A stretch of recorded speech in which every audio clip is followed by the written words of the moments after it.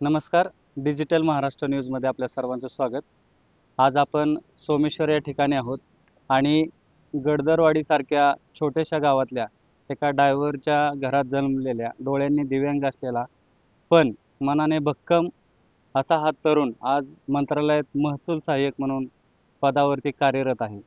महाराष्ट्र लोकसेवा आयोगाच्या स्पर्धा परीक्षेत दिव्यांग श्रेणीत 5व्या क्रमांकाने उत्तीर्ण झालेल्या या तरुणाचं नाव आहे कमिश्राज बाळासाहेब मदने. आई गृहिणी, वडील ड्रायव्हर. घरची परिस्थिती अत्यंत साधी, पण स्वप्न मात्र खूप मोठं. आणि या स्वप्नासाठी त्यांनी जिद्दीने, संघर्षाने आणि खंबीर इच्छाशक्तीच्या जोराने लढा दिला आणि आज ते या पदावरती विराजमान झालेले आहे. आज आपण भेटणार आहोत अशाच जिद्दी, प्रेरणादायी प्रवासाच्या नायकाला. चला भेटूया कमिश्राजला आणि जाणून घेऊया त्यांच्या यशामागची खरी कहाणी. नमस्ते. नमस्ते. पहिल्यांदा तुमचं डिजिटल महाराष्ट्र न्यूजमध्ये खूप खूप अभिनंदन, स्वागत. आणि तुम्ही जे हे यश गाठलं त्याची थोडक्यात तुमचा परिचय करून द्या. माझं नाव कमिश्राज पुष्पलता बाळासाहेब मदने. मी गडदरवाडी या ठिकाणी राहायला आहे.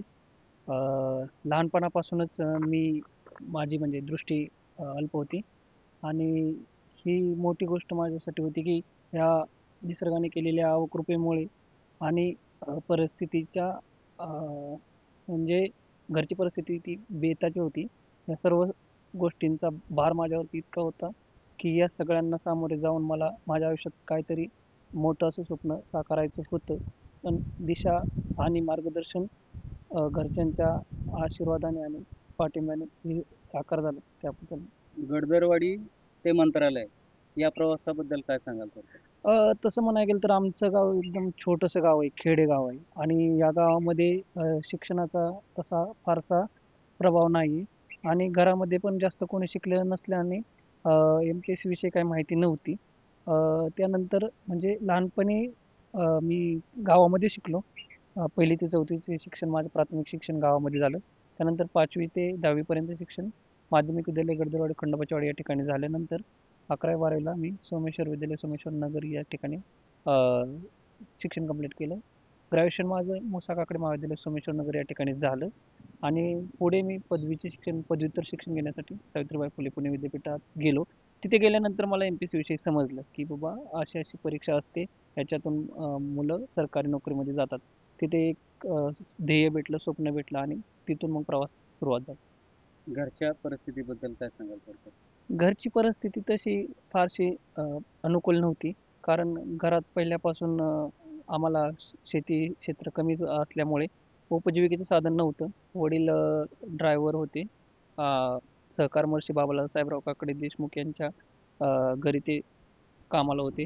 तिथून थोडाफार आम्हाला हातभार भेटायचा आणि परिस्थिती प्रतिकूल असल्या कारणाने पुढे मी उच्च शिक्षण घेण्याचं टाळलं होतं. म्हणून मी कला शाखेत प्रवेश केला आणि इथे असताना कमवा शिका योजनेत मला त्याचा फायदा झाला आणि पुढेही SPPO मध्ये शिकत असताना पण त्याचा फायदा झाला. तुम्ही सांगितलं की 9वी पर्यंत घरात लाईट नव्हती आणि त्या काळात मग अभ्यास कसा केला? घरात लाईट नव्हती म्हणजे पहिल्यापासून घरी आमच्या एकदम असं वातावरण होतं की लाईट घ्यायची म्हणजे भरपूर पैसे इन्व्हेस्ट करायला लागायचे आणि तेवढी परिस्थिती नसल्या कारणाने मग आम्ही बहीण भाऊ आम्ही कंदील असायचा, कंदील त्या कंदिलामध्ये अभ्यास करायचो. कंदिलाच्या प्रकाशात आम्ही अभ्यास करायचो. माझ्या डोळ्यावरती ताण यायचा पण पर्याय नव्हता, कारण नाही शिकलं तर आपल्याला दिवस बदलता येणार नाही ही आशा कुठेतरी मनात होती. वडिलांना ड्रायव्हर की सोडून वडिलांना चांगले दिवस दाखवायचे ही स्वप्न मनात होतं, म्हणून त्या जिद्दीने मी प्रयत्न करत होतो आणि त्या प्रयत्नांना यश येत गेलं. बरं, डोळ्यांनी दिव्यांगत्व असल्यामुळं अभ्यास करताना काय अडचणी आल्या, काय सांगाल? मला दृष्टी तशीच 75% गेलेली होती माझी, म्हणजे 25% मला दिसायचं. पुस्तक खूप जवळ धरून मला वाचावं लागायचं, म्हणजे मान आणि पाठ खूप दुखायची, पाकून अभ्यास करावा लागायचा, जे की नॉर्मल मुलांपेक्षा खूप वेगळी गोष्ट होती माझ्यासाठी. आणि शाळेमध्ये असताना मला म्हणजे बोर्डवरला दिसत नसायचं, तर शिक्षकांनी तिथे मला खूप सपोर्ट केला आणि ऐकून मी अभ्यास करायचो. ऑडिओ वगैरे ऐकून अभ्यास करत गेलो. उच्च शिक्षणासाठी सोमेश्वर विद्यालय सोमेश्वर या ठिकाणी आलो. 11वी-12वी शिक्षण सायन्सने तिथे घेतलं आणि त्यानंतर पदवीचं शिक्षण मुगटराव साहेबराव काकडे महाविद्यालय सोमेश्वर नगर या ठिकाणी झालं. आणि तुमच्या घरच्या परिस्थितीबद्दल म्हणाल तर काय सांगाल?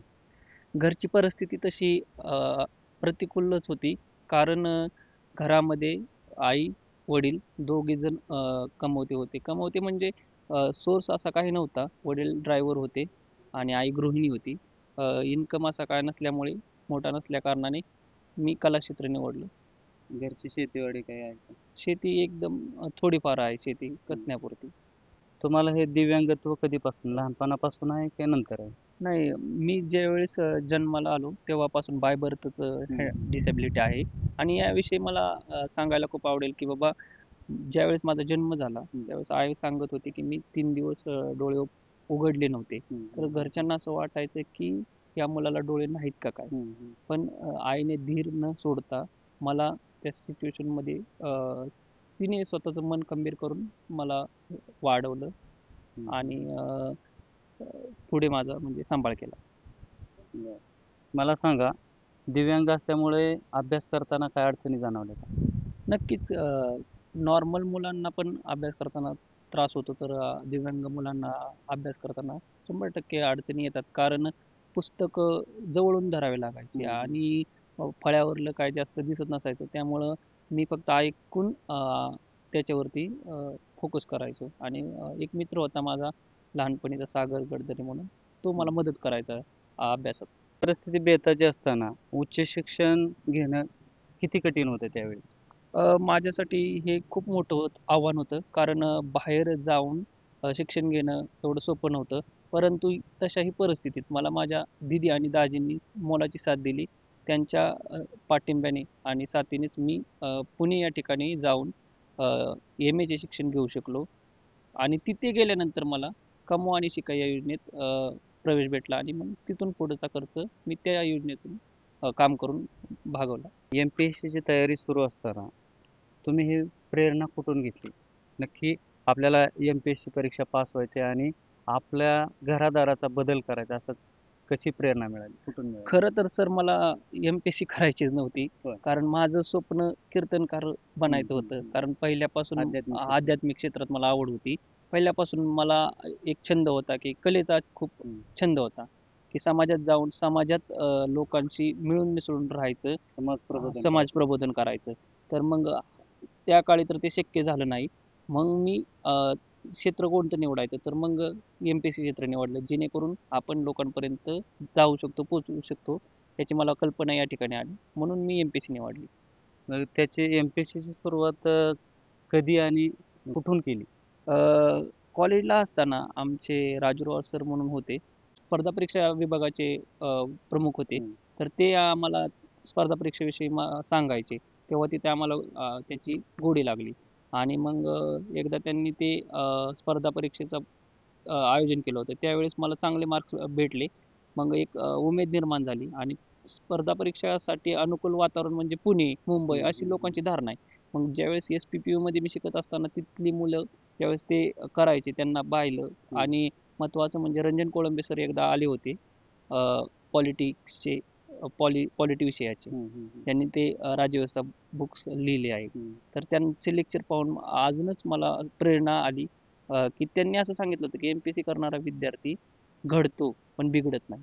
आणि तेव्हा मग मनाशी जिद्द बाळगली की आपल्यालाही MPSC मध्ये करिअर करायचं. विवेकानंद अभ्यासिकेत मिळालेलं मार्गदर्शन तुमच्यासाठी किती महत्त्वाचं ठरलं? 2019 मध्ये ज्यावेळेस कोरोना आला त्यानंतर माझ्या MPSCच्या अभ्यासाला पूर्णविराम लाभला. आणि मग त्यानंतर 2 वर्ष लॉकडाऊन मध्ये गेलं की आता करायचं काय. पण तरी मी घरी अभ्यास करायचो थोडंफार. मग मला समजलं की या ठिकाणी विवेकानंद अभ्यासिका आहे, की ते गणेश सावंत सर आहेत की जे की मुलांना मार्गदर्शन करतात. तर मग मी त्या ठिकाणी गेलो आणि त्यांच्याशी संपर्क साधला, त्यांच्याशी बोललो. तेव्हा त्यांनी सांगितलं की या ठिकाणी आपण कमी म्हणजे सर्व प्रकारची तुम्हाला या ठिकाणी लाभ भेटेल. तुम्ही फक्त करा. तुम्ही मनापासून प्रयत्न करा. मी तुमच्या पाठीशी आहे. आणि हीच गोष्ट माझ्यासाठी प्रेरणादायी ठरली. आणि त्यांनी मला म्हणजे कोणत्याही गोष्टीचं असं बर्डन येईल असं कधी जाणून दिलं नाही. फीमध्ये सवलत असेल किंवा पुस्तकांमध्ये दिलेली सवलत असेल, त्यामुळे माझं ओझं आणखीनच हलकं झालं.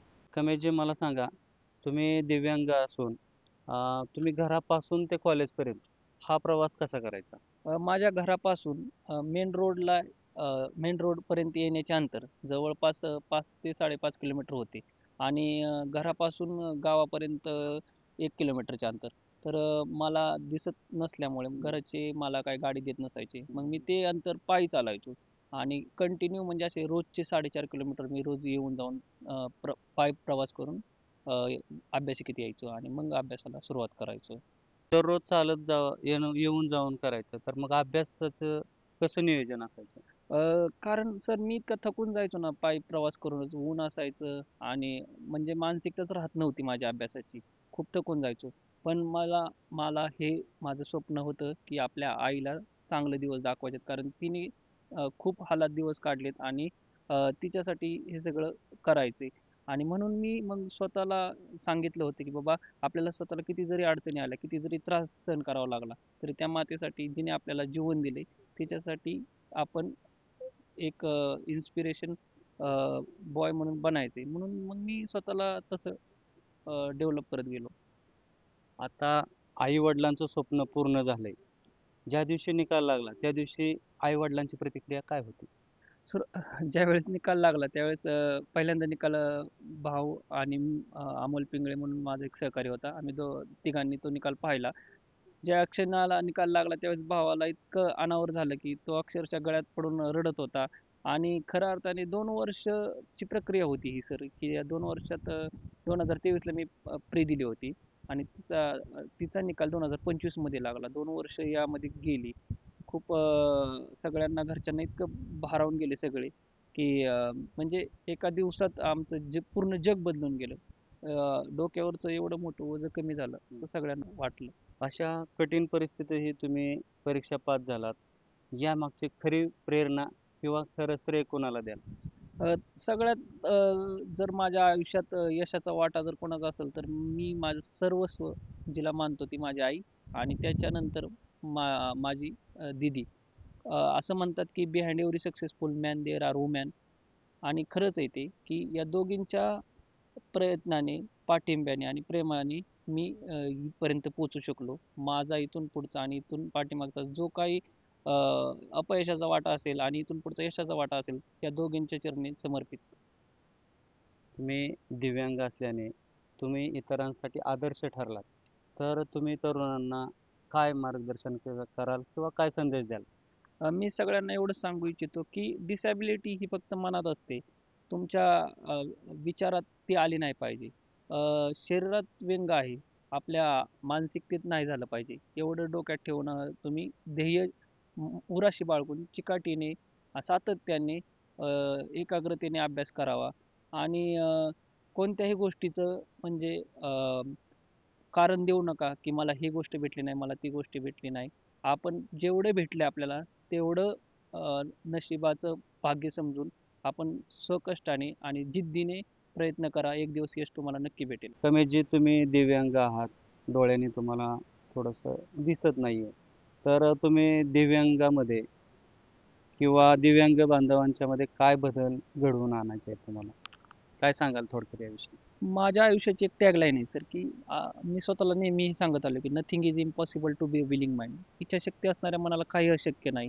आणि कसं असतं, की नॉर्मल मुलांपेक्षा दिव्यांग मुलांमध्ये एक एफर्ट्स जास्त असतात. ते स्वतःला कधी कमजोर समजत नाहीत आणि मला असं वाटतंय, की जरी निसर्गाने त्यांच्यावर तेव्हा कृपा दाखवली असेल, तरीही ते विद्यार्थी, ती व्यक्ती स्वतःला कधीही कुठेही कमजोर समजत नाहीत आणि ते जिद्दीने आणि चिकाटीने त्यांच्या कार्यात, त्यांच्या क्षेत्रात यश हे हमखास घेतात आणि त्यांच्यासाठी जर काय करायचं असेल, तर जेवढं काही शक्य होईल मला, तेवढं मी माझ्या प्रयत्नाने करत राहीन. धन्यवाद कमेशजी.